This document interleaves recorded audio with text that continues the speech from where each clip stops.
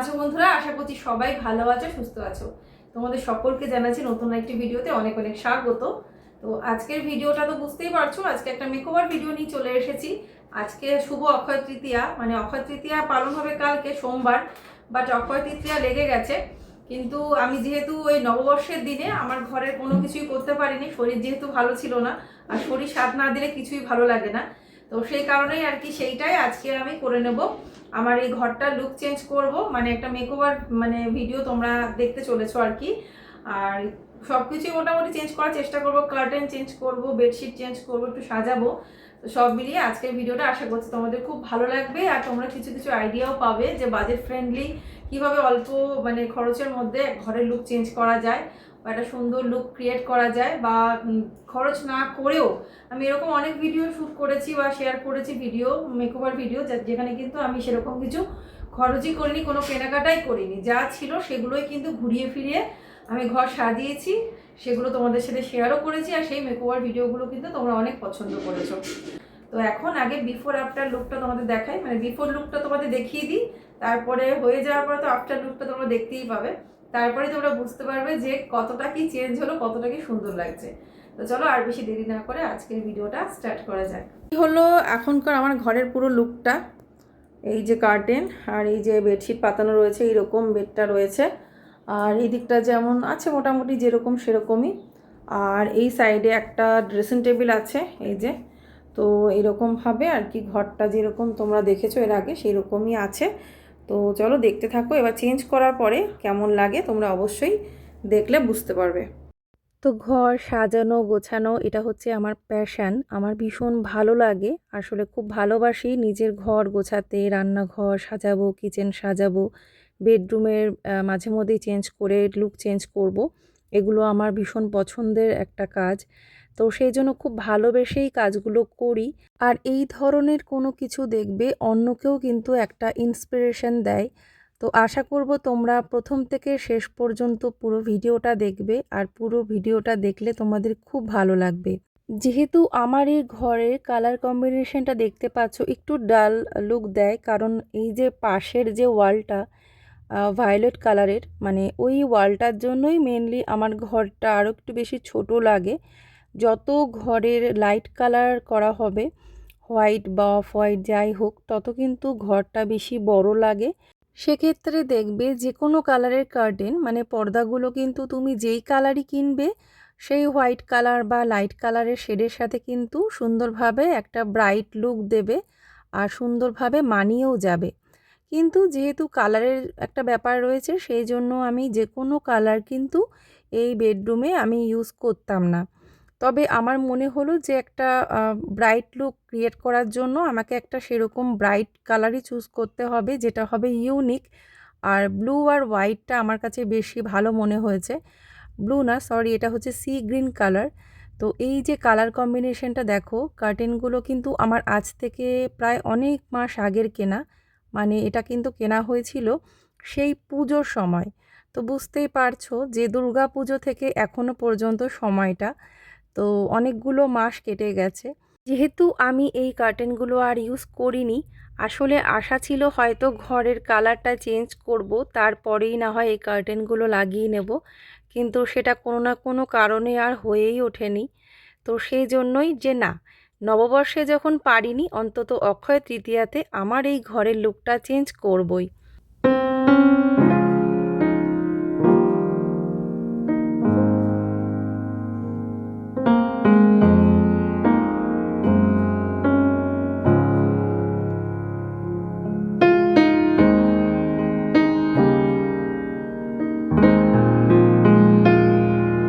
আগে এই ঘরে যে এই দরজাটা, এটা কিন্তু আগে খোলা থাকতো।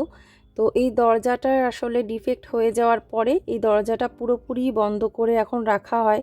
যেহেতু এখন এই ঘরে এসি চলে, তো সেক্ষেত্রে দরজাটা এমনিতেই বন্ধ রাখতেই হতো। আর পাশের ঘরের বেডের পজিশনটা ভালো পাওয়ার জন্য আরও ওই দরজাটা পুরোপুরি এখন বন্ধই থাকে।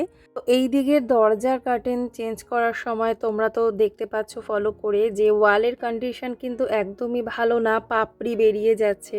আসলে আমাদের বাড়িটা খুবই পুরনো, অনেক ঘরেরই ওয়ালের কন্ডিশন খারাপ, মানে কালার করার পরে বেশি একটা মানে বেশি বছর একটা যায় না। সেরকমভাবে পুট্টি করানো হয়নি, পুরনো ওয়াল যেহেতু। তো কিছু ক্ষেত্রে প্লাস্টার করানো হয়েছিল, কিছু জায়গায় পুট্টি করা আছে, বাকি সব জায়গার কিন্তু কন্ডিশন সেরকম ভালো ছিল না। কালার করার সময় আমরা আসলে বুঝে উঠতে পারিনি, মানে জানতাম না। তো যারা আর কি ঘরের কালার করেছে তারাও কিছু ক্ষেত্রে বুঝেও হয়তো বলেনি।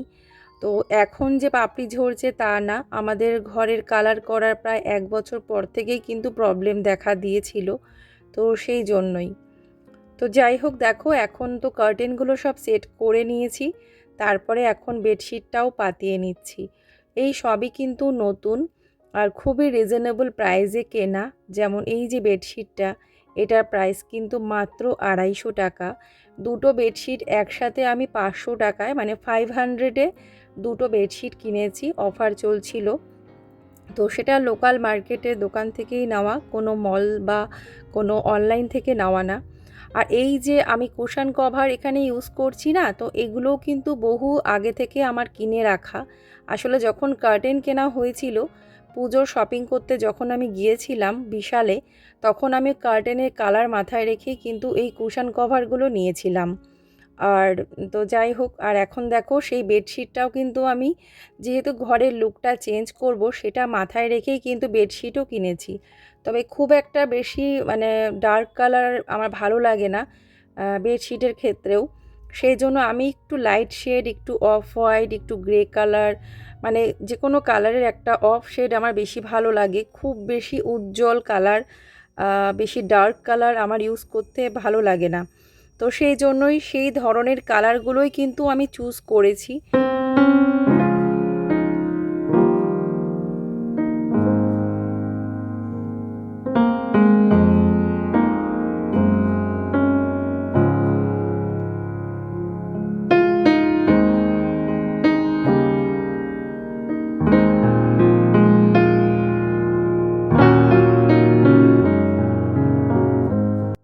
একটা কাঠের টেবিল একটু কালার করা ছিল মোটামুটি। এই টেবিলটা এর আগে অন্য জিনিস রাখা ছিল, আপাতত এটা ফাঁকা, তার জন্য আমি বেডরুমেই ব্যবহার করছি।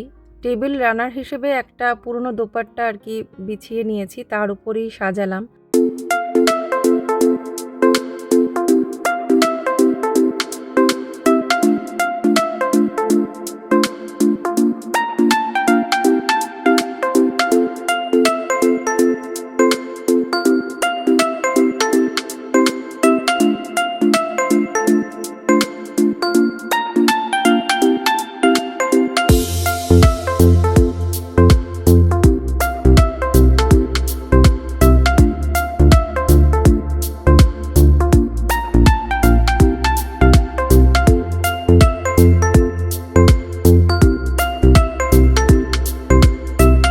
তো কেমন লাগছে আমার বেডরুমটা তোমরা অবশ্যই কিন্তু কমেন্ট করবে।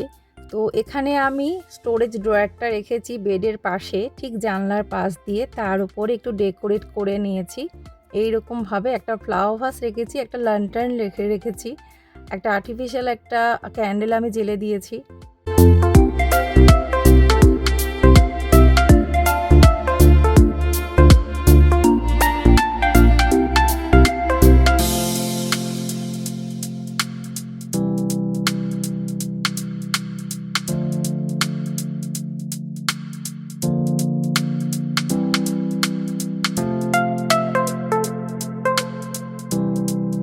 তো এই যে বেডশিটটা, এটা কিন্তু আলাদাভাবে কেনা, আর যে পিলো কভারগুলো আমি ইউজ করেছি ওগুলো কিন্তু ম্যাচ করে আলাদাভাবে কেনা, এটা কোনো সেট না।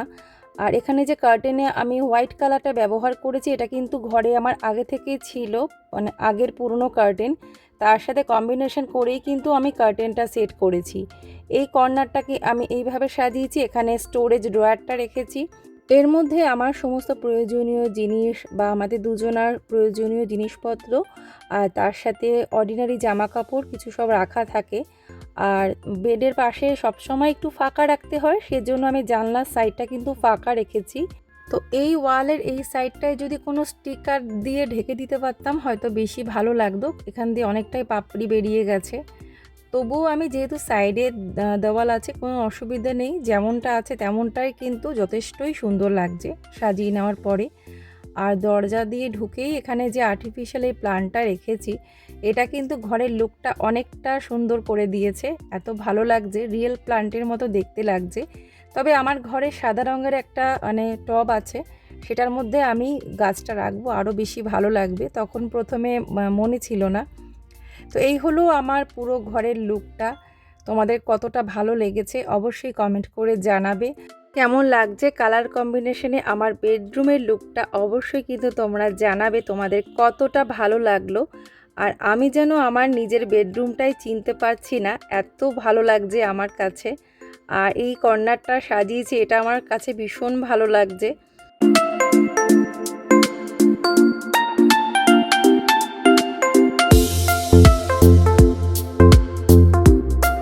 তো খুব বেশি ম্যাচ করে কিন্তু আমি জিনিস কিনিনি, কিন্তু এত সুন্দরভাবে যে কম্বিনেশনে ম্যাচ করে যাবে সেটাও আমি ভাবিনি। যেমন এই বেডশিটটা কিন্তু আমি খুব একটা অত ভেবে কিনিনি আজকে যে আমি এটা ব্যবহার করতে পারবো। তো পুরো ঘরের লুকটা এখন এই রকম দেখতে লাগছে, আর আমার নিজের কাছে ভীষণ ভালো লাগছে। আর বেডরুমটা হলো আমাদের সবথেকে একটা রিল্যাক্সেশনের জায়গা। তো সেই কারণেই কিন্তু বেডরুমের কালার কম্বিনেশন, বেডশিট, কার্টেন এগুলো এমন কালারের হওয়া উচিত যেটা আমাদের কাছে যেরকম সুন্দর হবে সেরকম পিসফুল হবে। তো এবারে অপোজিট সাইডটা মানে দরজা দিয়ে ঢুকেই সেই সাইডটা দেখাচ্ছি। যে দরজা দিয়ে ঢুকেই রয়েছে ডান দিকে একটা চেয়ার, পাশে আলমারির পাশেই রয়েছে আমার ড্রেসিং টেবিল, যেটা কিন্তু খুবই ছোট, খুব বেশি বড় না, তবে আমার পক্ষে যথেষ্ট। এর মধ্যে সব জিনিস খুব ভালোভাবে ধরে যায়। আর ব্যাস এইটুকুনি এই কর্নারটা রয়েছে। তার পাশে জানলাটা ওটা বন্ধই রাখতে হয়, কারণ ওটা বারান্দার সাইড, ওখানে কিছু জিনিসপত্র রাখা থাকে। তো ওই জন্য ওই দিকটা খুব একটা খোলা হয় না, হয়তো একটা পার্ট খোলা যায়, যেহেতু কাচের শাটার জানলা, তো একটা সাইডই খোলা যায়। তো হয়ে গেল, পুরো ঘর আমার সাজানো কমপ্লিট। তোমাদের সাথে শেয়ার করলাম। আশা করছি তোমাদের আজকের এই ভিডিওটা খুব ভালো লাগলো। আর দিনের বেলার লুকটা শেয়ার করতে পারলাম না, কারণ ভিডিওটা আমি সন্ধ্যার দিকে বানিয়েছিলাম, সেই জন্য দিনের বেলার লুকটা তোমাদের সাথে শেয়ার করতে পারলাম না। তবে এবারে দেখে নাও যে কার্টেনগুলো খোলা অবস্থায় কীরকম লাগে ঘরটা দেখতে।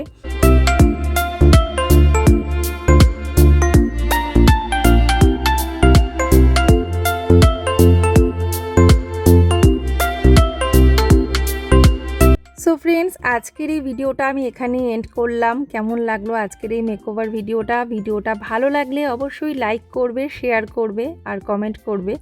যারা আমার চ্যানেলে নতুন আছো, এই ধরনের ভিডিও আরও দেখার জন্য অবশ্যই চ্যানেলটি সাবস্ক্রাইব করে বেল আইকনটা ক্লিক করে অল করে দেবে। নেক্সট ভিডিওতে দেখা হবে। Tata, bye bye, Radhe Radhe.